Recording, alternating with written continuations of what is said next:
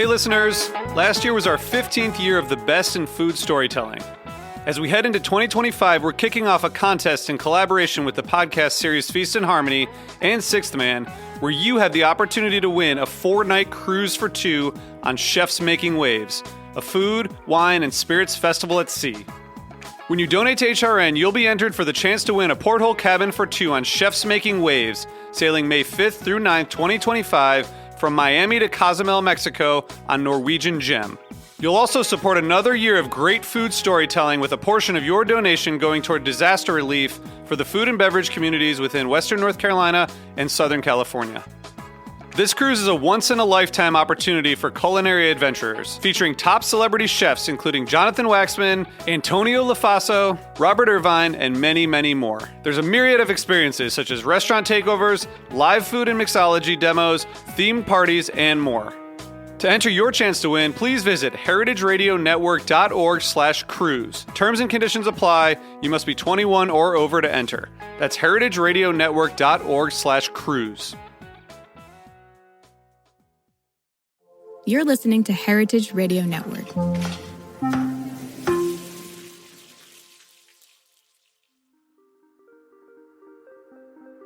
In the Western world, there's definitely this thought that time is linear, that it's just straight, it just goes backwards and forwards. But I think time is this beautiful spiral that goes outward and inwards and backwards and forwards. And we can sort of time travel with the things that we create. And for me, it's food. For Nia Lee, food is a sensory experience beyond a delicious meal. As a Black food futurist, culinary artist, and activist, they approach the world with wonder, curiosity, and most importantly, play. Play is something we so often forget to make time for. In today's global world, filled with day-to-day responsibilities, to-do lists, and media overload, it can be challenging to carve out moments for thoughtful exploration. But what happens when we do give ourselves permission to play? Do our worlds become more vivid and vibrant? Our senses more alive? When we give way to play, food can take us to unexpected places. So today, we're going to explore creativity in the culinary playground. I'm H. Conley, and this is Meat and 3 on HRN. Meat and 3. Meat and 3. Meat and 3. 1 meat, 3 sides. Food, news, and storytelling. A square meal for your ears. Meat and 3.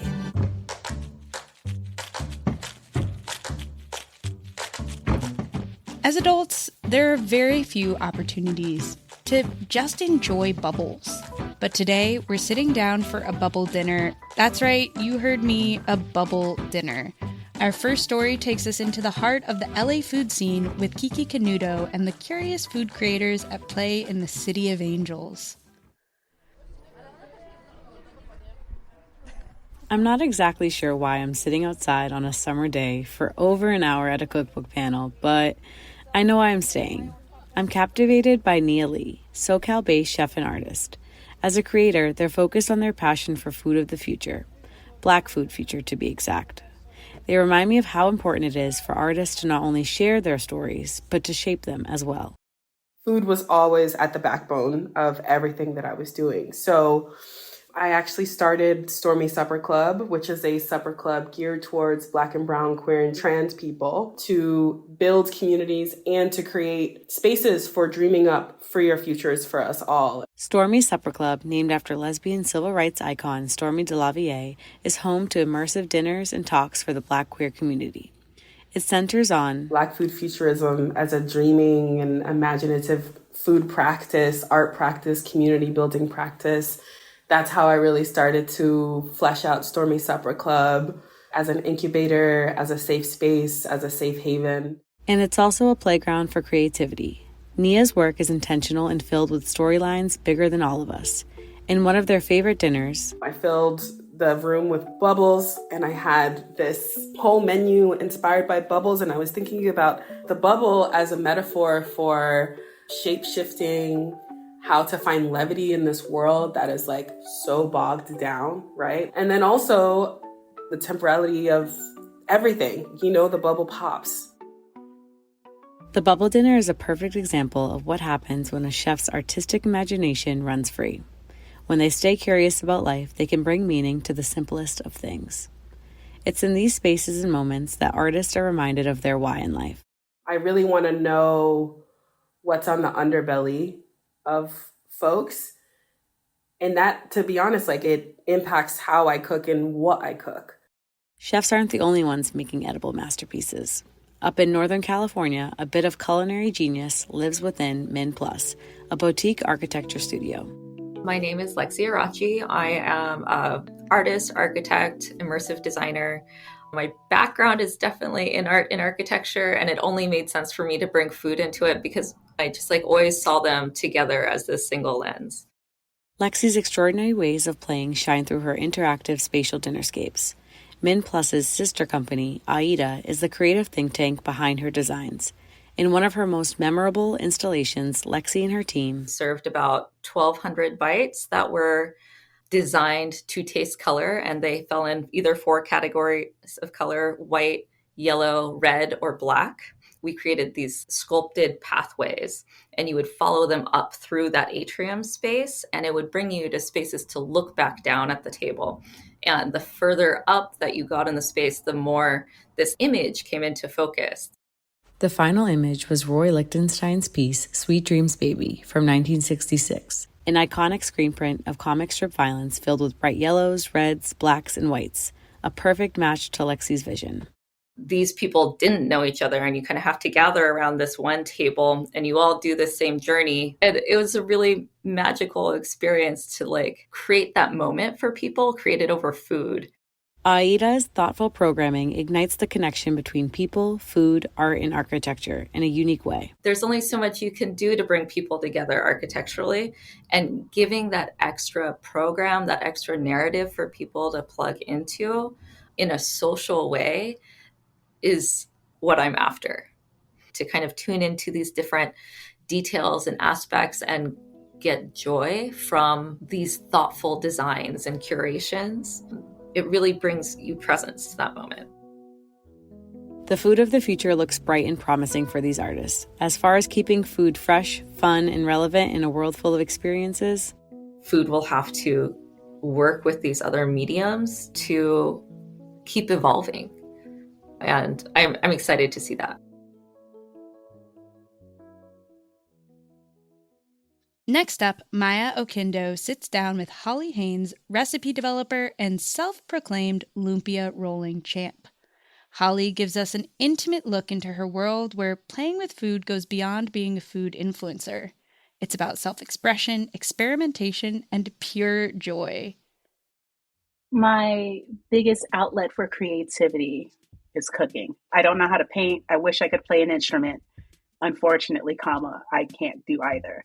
So being able to play with my food, and then you get to eat it. It's like science you can eat. It's the best of both worlds. In a sea of carefully crafted food content, Holly stands out for her nuanced vision of ingredients. From plates of deboned cherries resting on whipped labna and pistachio brittle, to her beautiful stained glass Japanese milk bread. If you check out her Instagram, you will see a prime example of how her brain visualizes food with her chewable milk series. Chewable milk is my favorite genre of food. I love anything creamy, a tiramisu, ice cream gelato, puddings, bread pudding, anything with a creamy moment is my jam. Holly finds inspiration everywhere, but the real fun comes when she gets to develop her ideas in the kitchen. How can I recreate it at home? And also, how can I make it mine? How can I make this not Googleable? How can I not make it like sugar cookie? I'm going to add dried fish on top and see what happens. Crafting food recently became Holly's full-time job after 20 years in marketing and web design. As she navigates this transition, Holly reveals, my biggest fear is monetizing the thing that I love the most, because I don't ever want to resent it. Now that I am officially a recipe developer, I take it a little bit more seriously because I don't want to waste people's time, and I don't want to waste their ingredients, and I don't want to waste their money. For Holly, the answer is letting her genuine curiosity lead the way. I went through a phase where I was making Japanese milk bread 4 or 5 times a week just to see what would happen. What if I dye it multiple colors? What if I layer the dough in a way so it looks like stained glass? I don't know how I got there. I wasn't planning on making stained glass milk bread. It just evolves. And then I get tired of it and I'll never make it again. Being a creative, the hardest part is the continued pressure to develop recipes and content. If I could write recipes like British Bake Off technical challenges, I would. Make the cake. Go make the cake. Y'all know how to make cake, right? But unfortunately, the internet doesn't like that. So I just want to see how this works out. And you know what? If it works out, maybe I'll write the recipe down and share it. Sometimes, in order to be playful, we need to serve ourselves before we serve others. I have to force myself to not document every part of the process, to not shoot every part of the process, and just remind myself to enjoy the time in the kitchen. Because when I am developing a recipe, it is a different workflow. Another way to prevent burnout is to diversify how you enjoy food. Working with other chefs, partnering with brands, and simply dining out without your phone. For Holly, crafting her own food isn't the only way to express her playfulness. There's so many ways to enjoy food and be in food without me necessarily cooking. And that was a huge revelation for me. Like, oh, I don't have to cook. I can still enjoy this and not be beholden to my kitchen. As we get busier, one thing is clear. We could all use a little more play in our lives. Holly's feed serves as a reminder to measure vanilla with our hearts and always stay curious enough to fall down the rabbit hole and see what will happen. We'll be right back with more Meat and Three after a brief break.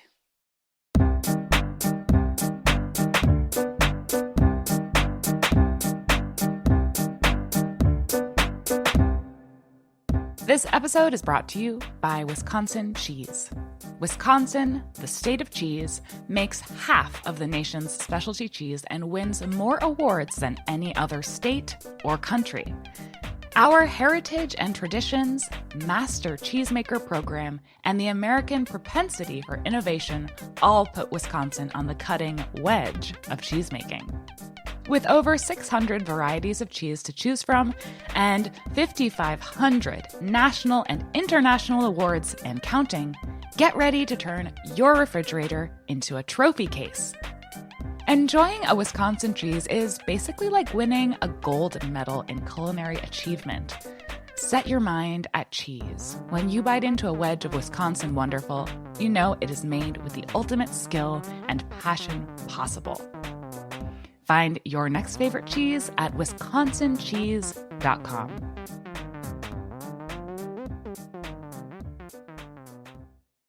Welcome back to Meat and Three. Next up, Hieu Huynh explores our endless fascination with watching others play with their food. The social media phenomenon known as mukbangs got its start in South Korea in the early aughts, but quickly spread to become a global sensation. It's a guilty obsession that satisfies our senses and our insatiable appetite for human connection. There will be some slurping sounds throughout this story, so skip ahead 4 minutes if you don't want to hear that. It is 2 a.m. and I can't sleep, so I turn to my trusty phone for the soothing sounds of strangers slurping noodles and chomping down on chips to lull me back to sleep. Before I know it, it's already 5 a.m. and I'm nowhere near falling back to sleep. As one video ends, another magically appears to take its place.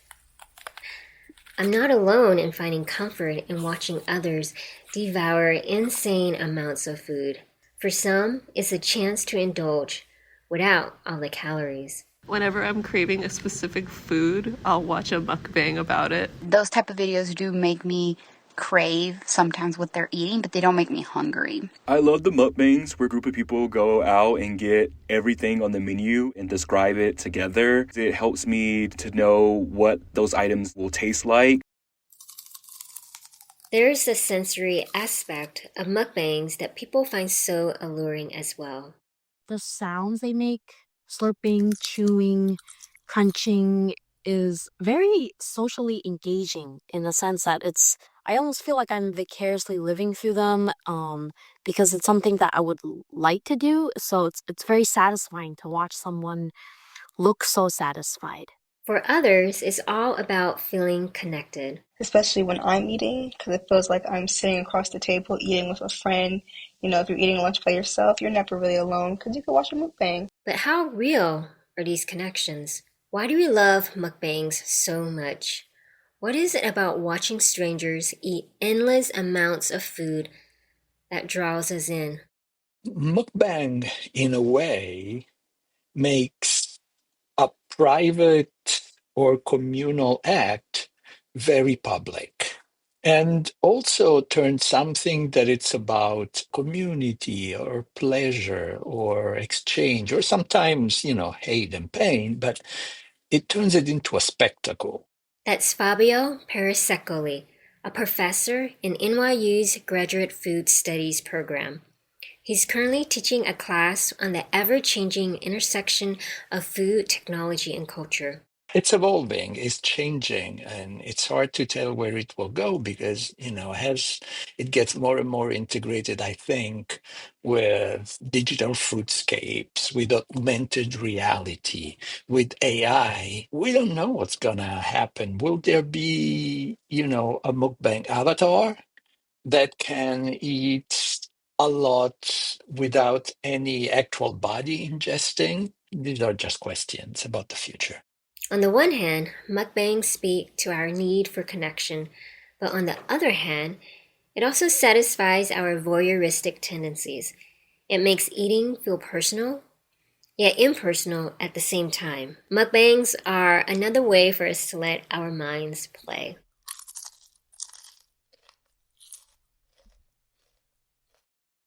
One thing I admire about mukbang content creators is that they always manage to clean their plates. Well, at least on camera they do. As our regular listeners will know from our meal prep episode, Kiki and I find food waste extremely stressful. So we're always interested in the people playing with waste, making scraps into something valuable and useful. For our final story, we meet with Kathy Hattori of the Seattle-based dye house Botanical Colors, a studio where she's making food into fashion, one piece at a time. My love of textiles moved into the love of color. And when I found out that you could get color from plants and foodstuffs that were plant-based, that became really interesting to me. At her dye house, Kathy brings food waste to life through a natural dyeing process. By collecting common scraps like avocado pits, walnut hulls, carrot tops, and pomegranate peels, Kathy transforms nature's perfect dye into sustainable wear. The outside of a pomegranate is typically kind of reddish, but the color that the pomegranate peel gives is actually this really beautiful, deep gold color. It's a completely different color story that you can discover if you just have a little bit of curiosity about it. And curiosity is exactly what keeps Kathy going. Shaped by the moments of surprise, Kathy's textiles and dyes made from foodstuffs are an inspiration for her continued work. Through workshops with expert dyers and beginner DIY dye kits, she creates a home for artists to thrive. We kind of give you like the main ingredients and then you're responsible for the rest of it. So it's allowing the play, encouraging the play, and responding to feedback and learning every single time. And even remind chefs who have access to gardens and green landscapes to be inspired to create like this second layer of interest and experience by dyeing your dinner napkins with something that you've just used to make a meal with, either before, during, or after. All the work at Botanical Colors is opening up a window for people to look at food waste in a new way. Take that t-shirt that you were just about to throw away and put another color on it. Or it's got a stain, add more stains, but add them, artistically. Put your own creativity on it. However we choose to play, whether it's centered around learning how to dye for the first time or dyeing what we have with what we eat, always remember to look down at the ground and around you, because even something that looks like a weed to you could be the bearer of a beautiful color.